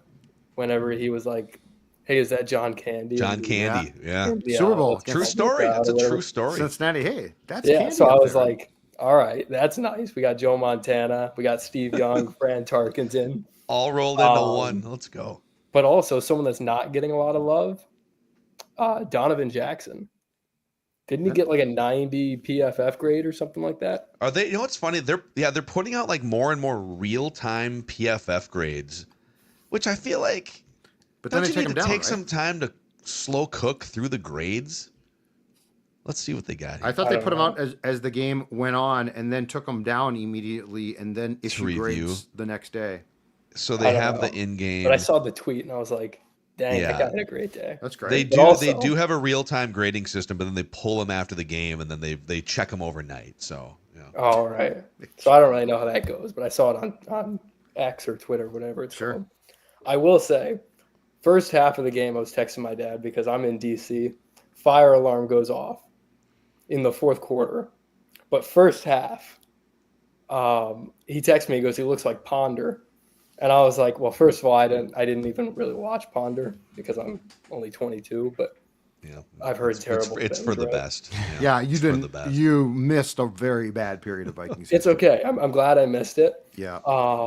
I will say, I FaceTimed him and I go, probably Arch Manning next year is what we're looking at by like halfway through the third quarter. And then he goes, "Is Carson Wentz coming in sometime?" And we're just throwing out names. Wow, back and you forth. guys just spiraling. But then, end of the game, all I text him is one word: Messiah, because he's going to lead us to the promised land. I love it. That's what I'm talking about. Wow, you came back strong. Yep. And I will say, wow. I don't know what I was going to say. I'm just jazzed to be on here, really. Dude, we're jazzed to have you. Yeah. I think let's just leave it at Messiah. All right, Messiah. That's good right there, man. Aiden, say hi to your dad too He in already New went to York. sleep. I told him I was in the queue. He was like, "I can't stay up anymore." Give me Okay, that good morning. I'm in DC. Us old guys get tired, Aiden. We get very tired. It was a Yeah. very stimulating fourth quarter for old Yeah. people. So He was out of it. yeah. But Aiden, thanks for coming on, man. Thank you. Appreciate you. Dude, some of the if you have like really dark Vikings related text thread exchanges from the second and third quarter, screenshot them and send them to us on Twitter and X. I want to see. Declan alluded to like some of his hottest takes that were brewing. I am ashamed at some of the things that are in my notes from the first three quarters. Some of the places that my mind went to, but you weren't even quarterback wise in like you the weren't third tweeting quarter. them. We weren't tweeting. I them. loaded up one tweet. So you can't. And yeah. I thought, I'm gonna wait till the end just to see what happens. Yeah, good call. And that tweet will never see the light of day. I do think I'll bring up one of the themes on the Hottest Take show tomorrow that it warrants some discussion. But my notes went to some dark places there in the middle of the third quarter. But I feel like your in-game thoughts can do that. Like if you're out there tweeting it and publicly putting it out there, then your ass is on the line if they come back, which they did. But I feel like, I have a lot of notes that were, there's a lot of bad there. Dude, the Cowherd first half tweet, and Declan sent it to us. Like he was just waiting Right. for this. And I love Colin. We're all wildly wrong doing this hours a day on microphones once in a while, but he tweeted, I don't know, like early third quarter, they are protecting JJ McCarthy, I think, with the play calling. Nothing more. He's a mile away, and the Vikings staff knows it. Yep, knows it. Man, you just had to wait like another hour and a half. You don't need the Twitter fingers. Don't do the victory lap until you have like the evidence is right there at the end of games, right? Yeah. Like all you had to do, because if he struggles now in like the next 2 or 3 games, I feel like Colin fired that tweet off, and like it's going to be hard now to say, well, I told you so when he won this game. Yeah. Well, but also like just because the game ended the way that it did and JJ played the way he did in the fourth quarter doesn't mean that now he's going to be off to the races for all Sure. 4 quarters next week. There's a good chance that he's going to be clunky for a big percentage of, especially early in the season, trying to figure this out. But if the defense can be good enough, if the running game is stout, if Thielen and Jefferson can stop dropping passes, right? He can have some growing pains and then rise up in the moments that matter, and they're going to win games anyway. I think the fact we did get, and I didn't know if this would be the case, but it was. I felt like the lack of training camp for Jefferson showed tonight. Probably did, yeah. Like they just didn't look on the same page consistently. Yeah. I think that relationship on the field now grows by leaps and bounds very quickly. Yeah. Let's keep rocking. Vikings Vent Line, hour and a half into this thing. Vikings 1-0, double-digit fourth quarter comeback. Let's go to Ethan next year. What's up, Ethan? Ethan. Howdy, guys. Howdy. All I want to say is we finally got him. We got our guy. I've been a long-time listener for like 4 years. I've been a huge fan since, I don't know, like 2009 of Brett Favre, and just been waiting for 16 years now for us to finally get our guy. And I feel like tonight, like he showed me, like we got our guy. And I want to give a huge shout out to the Wilfs too, just for a well-run organization. I'm a huge Twins fan, and that is such a dumpster fire. So it's nice to it's nice to see the Vikings, performing well with ownership, doing the right thing at the top. Love that the Twins had So to you're catch saying- a stray in here before the end So of that you're line. saying in the case of the Wilfs, don't sell the team. Only the polehead should sell the team. The Amen. Wilfs should just keep the team. Amen. Yeah, the pull ads can get out of town. I'm down in Arizona. They can come down here. It's warm. It's warm. Yeah, There's plenty of retire. space. Exactly. There's where you can watch spring training baseball very conveniently, and you can still go to baseball games. Right. Own great. a minor league team. Exactly. Yeah. Well, love it, man. They're Ethan, trying thanks right for now, coming Ethan. on. That's the problem. Amen. They do own a minor league team. They're just playing a big league stadium. Thanks, Ethan. See you, Ethan. Oh man. All right. Who do we got next in queue here? Vikings Vent Line. Yeah, a few more left here on Vent Line. Let's go to Braden next year. Braden, what's up, buddy? You're on Vent Line. Braden. What's up, guys? Really happy to be on here. Super pumped that we got the win. I've been waiting all week, actually all off season for this. The one thing that I wanted to talk about was the special teams, because I've kind of just been waiting for Matt Daniels to cook something up since he got here. And I feel like the margin of victory, I mean, it literally was 3 points today. And I feel like the special teams was the difference. Miles Price, another huge UDFA signing. I thought Ty Felton looked really good as a gunner throughout the game. And then you also just have some really big momentum plays like the block punt. Will Reichert's 59-yard field goal, which was insane. And then you have Carlos Santos on the other side who misses his kick. And again, the margin is just that much between a win and a loss. And then even managing the clock at the end of the game, choosing to run out of the end zone to burn that 2-minute timeout, I thought it was just fantastic. And I haven't seen this much space for a punt returner for the Vikings in so long. It is nice to have that momentum boost through the middle of the game. Yeah. Great points all around, Braden, man. Thanks for coming on Vikings Vent Line here. Yeah, I mean, just on Miles Price, Miles Price is a good punt returner. Yeah. It looks like. And I think there's still a chance Ty Chandler could be the odd man out when CJ Ham comes back. Or maybe it is Xavier Scott if they like Ty Chandler as a kick returner. Mm-hmm. But, I mean, Miles Price is here for the rest of the season as far as I'm concerned, Dex. How good did you guys feel when Reichert lined up for the 50? I know we're tongue in cheek sometimes. Kicking problem, not a kicking problem. But how good did you guys feel when? And I know, and the spot too. There was the whole spot kerfuffle. Yeah, they got it right fine. Yeah, they screwed up the spot. They screwed up the spot initially, and O'Connell was going to kick the field goal. And then, as Joe Buck said, the ball got moved back, and O'Connell's like, "Okay." I felt pretty good about it, and here's why. And I know it's a tough place to kick, but it's a 58-yard field goal. 10, 15 years back, that's a huge ask, right? You're like, oh my God, they're going to kick from nearly 60 yards? It's 2025. These guys make those kicks and they leave room to spare. So, I didn't feel like, oh, they shouldn't have done this. They had to get more yards. So, I mean, was I super confident? No. Did I think it was some, enormous ask that he couldn't accomplish? No. So I feel pretty good about it. They moved. So correct me if I'm wrong here, but he sent the kick team out thinking the ball was like a few yards further up, right? Closer. Yes, which is maybe the original maybe 5 yards. Okay. Yep. When they panned to Kevin on the sidelines, he was literally like asking one of his assistant coaches, I think he was asking like, are we still good? They're moving it back. Are we still good? But then he would have had to weigh, do we fire drill the kicking team off the field while we then shove the offense back out there with no timeouts? Exactly. And drop back with 11 seconds left. I think if it was a more veteran quarterback, I mean, obviously if you had like a Joe Burrow or a Josh Allen that had a mastery of game situation, yep, you have a quick play dialed up, you get 6 yards on an out route to a tight end, you get a little closer, but that comes maybe later in JJ McCarthy's rookie season or career. I'm fine with that decision. But it wound up being, you didn't really know it in the moment, the decisive 3 points. Right. Yep.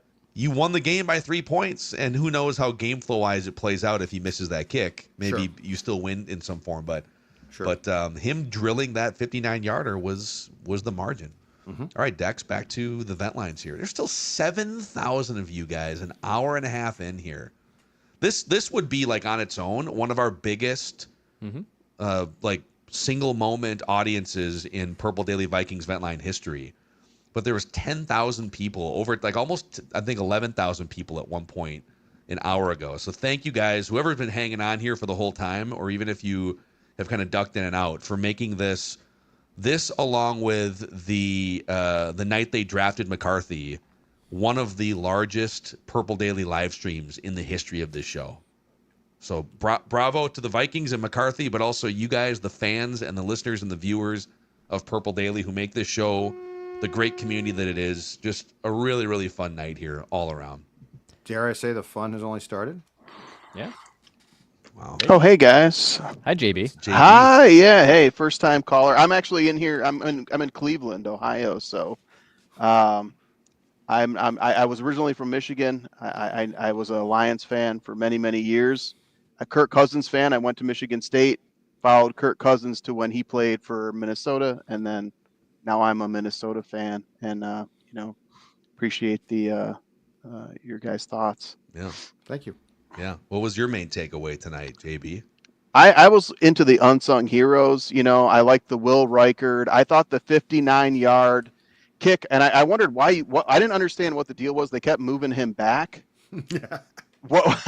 I didn't understand what was going on there. So I guess I had. Actually, I'm just seeing a report from the beat writers that Big Leg Bill asked to move the ball back 5 yards, like He's Nick like, Van Exel at the free. Let's It's go like Nick, 65. he's Nick Van Exel at the free throw line. I'm going to step back about 5 feet and shoot him from here. Yep. Yeah, that's what it was like. It was a challenge, just see how far he could go. It was that was an amazing kick. I thought that when he kicked that, it was in the first half. I thought that was that changed the momentum. Momentum, is a big deal. So I felt at that moment like, wait a minute, we're still in this, and that changed my mindset. And it seemed like the momentum followed, but just double shout outs to Eric Wilson. Eric Wilson was everywhere. Huge. Javon Hargrave had the sack. So I don't know, just and even Will Fries, I thought, was JJ McCarthy's security blanket. Loved all those guys, some of the unsung heroes. So yeah, appreciate you guys. Love it, man. And, thank you. Yeah, thanks. Yeah, JB, thanks for coming on, man. Don't be a stranger. And then is Hector from Cali ready to rock and roll here? Hector. I'm ready. What's up, brother? What's up, Hector? I got my flag here. Oh, he's got the All flag. dueling flags, Hector. Tandem Dueling flagging. flags. There we go. Nothing better. That's a first. I don't think we've ever had dueling flags. Dueling flags. What do you How you think, guys Hector? doing? Great. I mean, we're having a great night. This is a lot of fun. It wasn't fun for the first 3 quarters, but then it got really fun. That was me, man. I was at my son's soccer practice watching on my phone. I was like, oh man, this is gonna be a bad start to the season. Yeah, and Declan brought it up earlier that if they were to have lost this game, or it was either Declan or maybe it was one of the guests that we had on, but the schedule, you need to feast early in the schedule because it gets real dicey on paper after the bye week. So a loss tonight would have really damaged their chances to win the division, make the playoffs, etc. Hector. No, yeah, most definitely. I think now we got the Falcons game coming up. I think we should win that one. The Bengals game, kind of toss up, but the way they looked against the Browns, I don't know. I think we should beat them. And At then we home. got the Steelers and the Browns. I say 5-0 going into the bye. So I think we're looking pretty good. You know, the only thing, Hector, thanks for coming on here on Vikings Vent Line. When you get to that Steelers game, old vindictive Aaron Rodgers, he's like, who was it? Was it Steve Buscemi in Billy Madison who like has the names on the wall? Yes. That's Aaron Rodgers with everyone who was ever employed by the Packers, the Jets, and I'm wondering, even though they broke up with him and let him down in a respectful way, does he have the Vikings on his little football hit list? I'm sure glad I called that guy. Yeah, that's. You know what? He probably does, but I wonder if he's healthy by then. He's a 41-year-old old guy that doesn't move well. Like, he is ripe to get hurt. He and Flacco just ripe to get hurt. Yeah. You know, the Vikings should, Anthony Barr just retired. The Vikings should maybe bring Anthony Barr along to Dublin just to stalk the sidelines and stare down Aaron Rodgers with intimidation. Oh, they changed all the rules just for that hit. I know. And then of course Clay Matthews, Aaron's teammate's the one that like took the majority of those penalties. That's true. That's a good point. We will give our final thoughts and a couple more nuggets here. By the way, the Kevin O'Connell halftime speech. Oh boy. Did he peel the paint off the walls? ESPN did. Can we? Wait, the halftime or full or sorry, post game.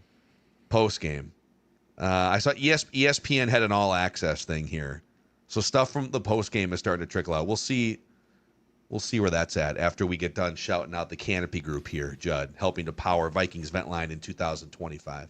Indeed, they are. The Canopy Group is an in-state based independent insurance company that has your best interests in mind. Much like that sports executive who's constantly on the lookout for the best talent available, the Canopy Group does the same for you when it comes to getting the best insurance coverage at the best price. They work with 16 groups of top-tier companies to make sure that you have the best insurance roster available for your auto, home, health, and business. Also, when it comes time for the renewal process, you're going to hear from the Canopy Group because they are examining all your options. They know that you deserve better than the status quo. Give them a call, 1-800-967-3389, or check out their website, thecanopygroup.com. That's thecanopygroup.com, 1-800-967-3389. Also, SeatGeek is here for the 2025 Vent Line season. That's right. Promo code PURPLE10 for 10% off any tickets. Maybe you've never been to US Bank Stadium, or obviously you're a returner visitor looking to catch a game at Minneapolis at US Bank, which is one of the best fan-friendly and awesome environments in all of professional sports. You can go to SeatGeek, use promo code PURPLE10, a little 10% off any tickets there for you, our Purple Daily audience. Or maybe you're looking for anything else that's happening on SeatGeek. It's the #1 rated ticketing app. So concerts, ball games, football games, anything you want at SeatGeek, go download on the App Store or Google Play Store. Purple10 for 10% off. And Dex and I have had a couple great experiences with two men and a truck. Two men and a truck. Also, the Vikings defensive front flattening old Caleb Williams in the fourth quarter. But we've had a couple great moving experiences recently. Yeah, thank goodness. Yeah, don't worry about if you don't know, and you shouldn't be hiring like the Vikings defensive lineman or offensive lineman in season or out of the season for that matter to doing your moves. You got to figure out who can even do this move. The experts can at Two Men in a Truck. Tell them that Purple Daily sent you. I've used them. Phil has used them. Instead of trying to figure out who can help me move, just let the experts handle you. No hidden fees, no service charges. Tell them that Purple Daily sent you. We'd love to hear that. Go to twomeninatruck.com to get your quote today. Yeah, so ESPN had like an all-access clip. It's not the official Kevin O'Connell Vikings YouTube social media locker room speech, but it's Kevin O'Connell. Basically, I'll sum it up here, and you guys can go find it. It's being posted on social media here.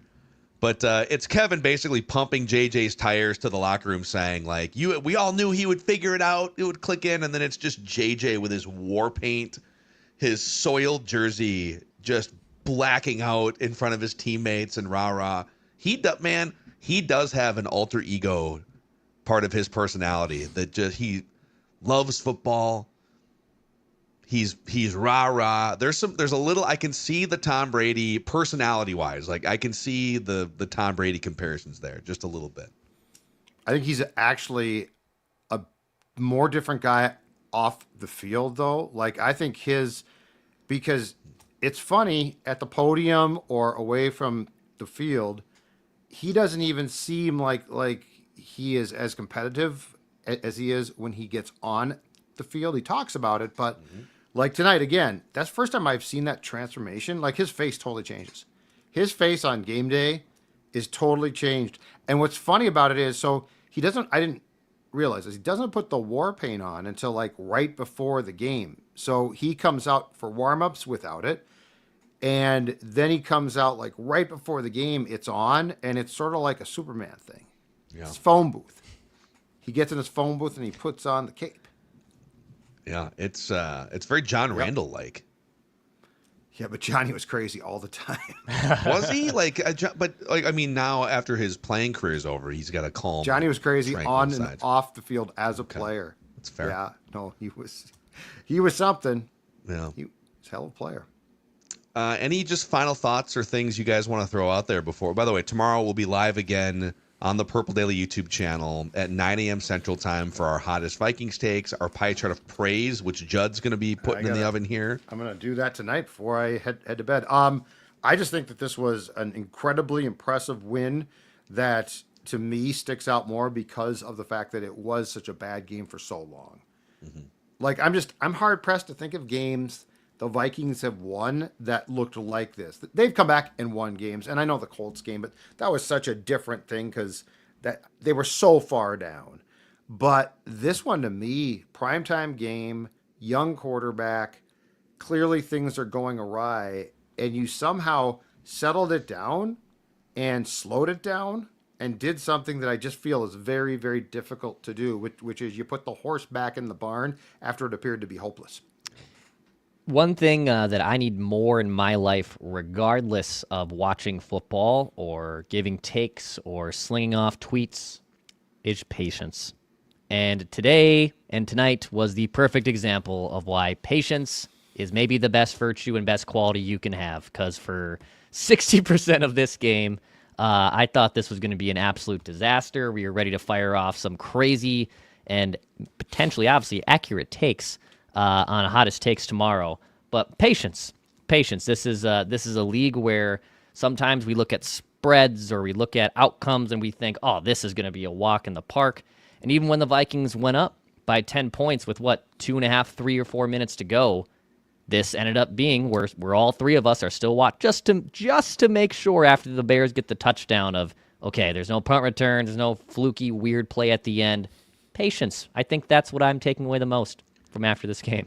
Yeah, I'm excited to sleep on this, to dive even deeper, do our hottest Vikings takes tomorrow, divvy up that pie chart of praise because there's a lot of things in that second half that led to this victory. A comment, I just want to shout this out because I think we made a passing mention, and I saw it from Jay here in the comments, that Adam Thielen, great route and getting open on that 2-point conversion, that wound up being, because that could have been the difference between if they would have gotten the ball back with more time, like having a game be tied going to overtime or losing, because they went up by 3 points because of that 2-point conversion, Correct. right? Yep. So, Yep. No, that was big. So that was it, obviously, like maybe they would have won by 1 point either way, but that felt big in the moment. Yeah. I can help out though. 2-point conversions. There's a guy that wears 27 and he's really hard to bring down.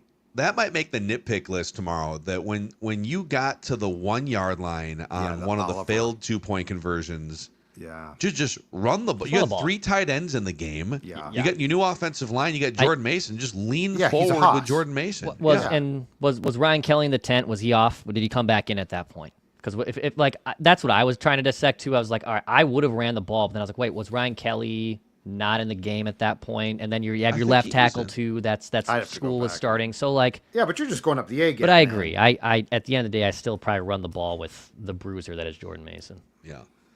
All right, dudes. Wow, what a first Vikings Vent Line here. We are back, baby. Literally historical for the Vikings, historical for Purple Daily with just the amount of people that were hanging out here tonight. And if you're still here and you haven't done so, click that like button and the subscribe button. Help us keep growing the best Vikings podcast community in the country, in the world. And then on the audio side, if you are an Apple or Spotify consumer, you can help us out by giving us a 5-star rating and a positive review. For the Sports Dad, Judd, for Dex, I'm Phil. We'll see you tomorrow on Purple Daily, where we just want the Vikings to win a Super Bowl before we die.